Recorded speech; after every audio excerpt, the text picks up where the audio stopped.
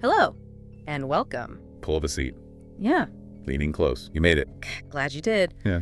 Not everyone finds this corner, because today we're not just doing the standard history deep dive. It feels more like a descent, really, into this strange little pocket of, well, time and myth and what the source calls half-forgotten truth. Yeah, the material we've been looking at, it gives a very, let's say, non-standard view Yeah. of a place and time that honestly still seems to haunt us. It's quite fascinating. And yeah, a bit unsettling too. Absolutely. So our mission here in this deep dive is to unpack these really intriguing accounts, these potential hidden connections that are laid out in the unique material we were given. Right. It is about Babylon, yes, but probably not the city you learned about in school. No, definitely not. This is more about the whispers, his shadows that kind of linger beneath the official history, the unspoken codes, things etched into stone, but also into memory. Let's dive in. Let's see what this material actually lays out for us. Okay. When you hear the name Babylon, it just feels heavy, doesn't it? It really does. Like something carved deep, right into the bones of time itself. This ancient place, Mesopotamia, we know the usual stuff, the amazing architecture, their astronomy, the math. Sure, the standard historical beats. But the accounts we're digging into today, they point towards something else, something almost otherworldly. There's definitely this persistent signal, isn't there? Something from Babylon cutting through like millennia of noise. And this material suggests it wasn't just a big important city. What then? It frames it more as a gate, or maybe a hinge point for the world, a place where things went in and, well, didn't come out quite the same, changed somehow. It does feel like it keeps pulling us back, like a recurring dream you can't quite shake. You see the name pop up everywhere, and culture, I mean. Songs, scriptures, even in some. Well, let's call them less conventional theories and traditions. Absolutely. Religions, Judaism, Christianity, Islam, they all mention Babylon. And this material really highlights how those mentions never feel mundane, Right, they carry a certain charge or weight. Exactly. Why does it have this enduring, almost mythical grip on our imagination? So what's the argument here? The argument being made is pretty compelling, actually. It's because something truly transformative happened there. Something that left a deep, indelible mark. Something, well, beyond just building cities or charting stars. Okay, let's get into it, because here's where the material gets really interesting. It starts talking about the Watchers. Ah, yes, the Watchers, described as beings. Like, sometimes people call them angels, right? But angels who apparently didn't quite play by heaven's rule. They fell, is how some accounts put it. Or maybe they descended deliberately. That's the ambiguity. And these beings, the descriptions paint them as tall, radiant, but also, frankly, terrifying. And the core idea is that they shared knowledge with early humans. Right. But not, how to build a better plow. No, not exactly. This material speaks of deep, almost primal wisdom. Things like how to shape matter with your thoughts, how to supposedly communicate with stars, even how to twist or bend time just slightly. Glimpses of the future, maybe. What? And the accounts get quite specific about who got what knowledge. For the men, it mentions geometry, yes, but a kind of living geometry, not just flat shapes on a page. What does that mean, living geometry? Geometry that supposedly vibrated, held energy. It mentions the angles of the heavens, measurements linked to planetary spirits or frequencies, a kind of sacred math. It's even suggested this math shows up later, echoed in huge ancient structures around the world. Okay. And for the women? For the women, it talks about mysteries tied to the natural world, the power in plants, the cycles of blood, the moon, learning spells, apparently, ways to influence natural forces. They received sky charts, pulsing with secrets, making them into the very first stargazers, the first diviners. So powerful stuff, but there's always a but, isn't there? Oh yes, this material is very, very clear. This extraordinary knowledge, it came with a price, a significant one, maybe even a terrible one. And some people, described in these sources as sorcerers or magi, they took this forbidden knowledge even further. That's the claim. They didn't just learn it, they started to encode it, to write it down. But not using normal writing. They created keys, ciphers. What did these look like? The description is of glyphs, made of numbers, patterns, and when these were arranged in just the right way, it's claimed they could, well, open things. Open things? Like doors? Maybe. Or dimensions, perhaps, realities sort of layered just beside our own. But the sources also warn about the cost. Trying to use these codes. Well, some who tried supposedly vanished, or their minds were just fractured, broken. Which leads us straight to the Tower of Babel, doesn't it? Indeed. Most of us know the Sunday school version, right? Yeah. Humanity gets too proud, builds a tower to reach heaven, God gets angry, scrambles their languages, boom. Right, the classic story of hubris. But the material we've looked at, it offers a radically different take. How so? It argues the tower wasn't just about pride. It was designed as a machine, a kind of conduit, a project using that specific watcher's math to literally try and punch a hole through the firmament, the veil between worlds. A machine to break reality. Essentially, yeah. Yeah. King Nimrod, it's described here, was supposedly plotting the exact coordinates using this sacred geometry, believing he could build it in just the right spot, in just the right way, to break through. So what happened? When it collapsed, the usual story is just, poof, different languages. Chaos. Like these alternative accounts talk about something more unnerving. They call it signal bleed. Signal bleed. Yeah, like languages or maybe sounds, information, things not meant for human ears, started flooding in, driving the builders insane. And they say the tower wasn't just struck by lightning, it was hit by something. Well, something sentient, something that actively stopped the project. Okay, that's unsettling. And the really chilling conclusion drawn in this material, the gate closed. But, and this is the critical bit they emphasize, not before some things managed to get through. Right. So if Babylon was this gate, what did it leave behind when it, closed? Relics, according to these accounts. Tablets, mostly. Carved with symbols that, at first glance might just look like random patterns or decorations. But they're not. Look closer. The material urges.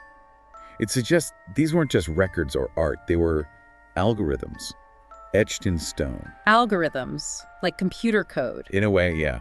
That's the analogy used. And here's where it starts weaving connections across history. These symbols, these patterns, it's claimed, they don't just stay in Babylon. They reappear. Where? You supposedly see echoes of them on tarot cards. They're apparently found within Kabbalistic texts, even within the symbolism used by traditions like Freemasonry. Wow. So is that just coincidence, people liking similar shapes? Or is this evidence of something being deliberately passed down, a hidden transmission across thousands of years? That's the big question posed, isn't it? Yeah. And this material really focuses in on certain numbers found in these Babylonian relics, claiming they hold profound significance. Okay, like what numbers? Well, 7, for instance. It's described almost like a sacred spiral, something woven into the cosmos itself. 7 heavens, the 7 classical planets, supposedly even 7 layers to the tower. It's the rhythm of our week, right? It's fundamental. It does. Okay, what else? Then there's 12, seen not just as a count, but as the framework for the zodiac wheel, a council of divine archetypes. Some sources apparently call them the hidden hands that guide things. And 33. I've heard that one come up in different contexts. Exactly. Here, it's linked to the path of the initiate. The material claims that Babylonian sacred architecture encoded this number in ways that seem, deliberate, suggesting later traditions, like certain Masonic rites, didn't invent it, but maybe inherited it. Inherited from Babylon. Okay. Any others? How about 72? The sources speculate quite a bit here. Could it be the 72 names of God? Or maybe frequencies of creation itself. There are theories mentioned in this material suggesting that if you knew how to use these, you could potentially manipulate, maybe even undo matter. Undo matter. That's a big claim. It is. And then, of course, there's the number that gets all the attention, 660s. Right. Usually associated with demons, the Antichrist. Demonized, absolutely. Yeah. But originally, according to these specific accounts, it might have been something else. A computational key, maybe? A cipher? Perhaps the signature left by beings or forces that dared to tamper with time or reality. So the idea is these numbers, these symbols, they aren't random doodles. Not according to this perspective, no. They represent Babylon deliberately planting seeds scattered across time.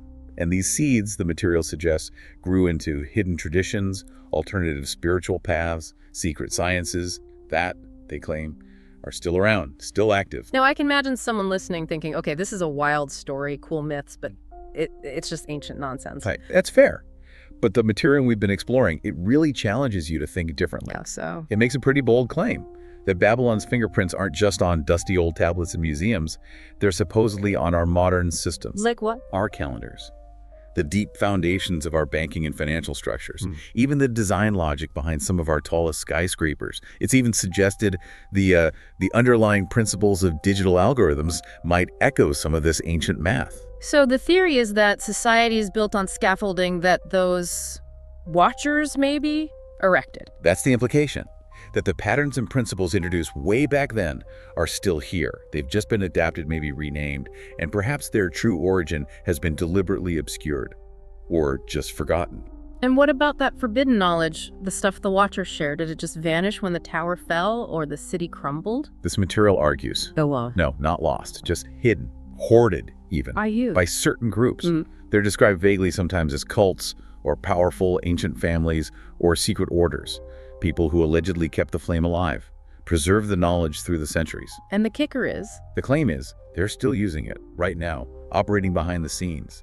They didn't just disappear, they maybe just changed their names, updated their symbols, adapted to fit in. So even things we might recognize, like tarot or Kabbalah, this material sees them as having a Babylonian core. From this viewpoint, yes. Those symbols on a tarot deck, many, it's claimed, can be traced back to Babylonian glyphs, the Kabbalistic tree of life. The material argues you can see shadows of Babylon's ancient mathematics embedded right there in its structure. It really paints this picture of a continuous hidden thread, a lineage of secret knowledge passed down right under our noses. So, okay, it brings us back to that core, kind of unsettling question that runs through all these accounts. Was Babylon really just a myth, a metaphor for, human arrogance getting smacked down? Was it the first ripple? The starting point for something much, much bigger than conventional history tells us. The material really forces you to ask uncomfortable questions. Like, were the Watchers actual literal beings? Did that tower genuinely try to pierce the heavens? And maybe most importantly, are those who are still trying to decode these symbols today, are they still trying to unlock doors? Doors humanity was maybe never meant to open. And why does any of this matter, beyond being a really compelling, strange story? Because, as these accounts suggest, maybe Babylon acts as a kind of mirror. A mirror? Yeah. Reflecting humanity's deepest, maybe its most dangerous drive. That relentless urge to connect with something bigger, something divine, to decode reality itself. To ascend, maybe?